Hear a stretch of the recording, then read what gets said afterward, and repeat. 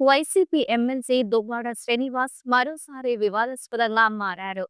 శ్రీకాకుళం జిల్లా టెక్కలిలో ఆయన తన ఇంటికి సంబంధించిన 3 నెలల విద్యుత్ బిల్లులు చెల్లించకపోవడంతో విద్యుత్ శాఖ అధికారులు నిబంధనల ప్రకారం కనెక్షన్ తొలగించారు. అయితే దీనిపై తీవ్ర అసహనం వ్యక్తం చేసిన ఎమ్మెల్సీ టెక్కలి విద్యుత్ శాఖ ఏఈ మురళీ మోహన్ రావుకు ఫోన్ చేసి బెదిరింపులకు దిగారు. అధికారిక విధి నిర్వహణలో ఉన్న ఓ ప్రభుత్వ అధికారిని బూతులు తిట్టడం, ఉద్యోగం చేయనీయమని బెదిరించడం రాజకీయ వర్గాల్లో తీవ్ర చర్చనీయాంశమైంది.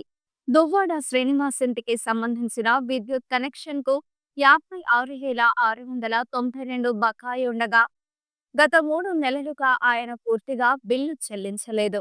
అధికారులు విధి నిర్వహణలో భాగంగా కనెక్షన్ కట్ చేయగా ఎమ్మెల్సీ ఆగ్రహానికి లోనయ్యారు.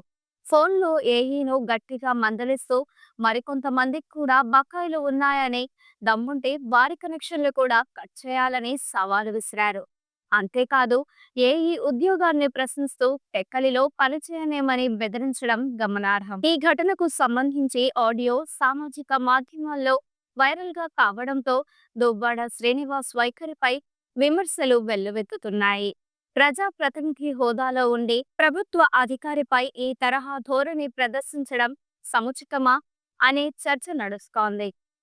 ప్రజాసేవకు అంకితమైన నాయకులు ప్రజాస్వామ్యపరంగా వ్యవహరించాలని, అధికారులను బెదిరించడం న్యాయ సమ్మతం కాదని పలువురు అభిప్రాయపడుతున్నారు.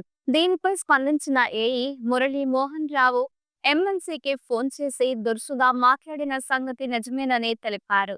అయితే చివరికి దువ్వాడ శ్రీనివాస్ బకాయి మొత్తం చెల్లించారని తెలిపారు. ఈ ఘటనపై అధికార పార్టీ నుంచి ఎలాంటి స్పందన రాలేదు. కానీ ప్రజా ప్రతినిధులు ఇలాంటి వ్యవహార శైలిని ప్రదర్శిస్తే రాష్ట్రంలో ప్రభుత్వ విధానాలపైన, న్యాయకత్వంపై కూడా ప్రజల్లో అనేక అనుమానాలు ఏర్పడతాయని విశ్లేషకులు చెబుతున్నారు. ఈ వీడియో మీకు నచ్చినట్లయితే లైక్ చేయండి. మీరు ఎటువంటి అప్డేట్స్ గురించి తెలుసుకోవాలనుకుంటున్నారో వెంటనే కామెంట్ బాక్స్లో కామెంట్ చేయండి.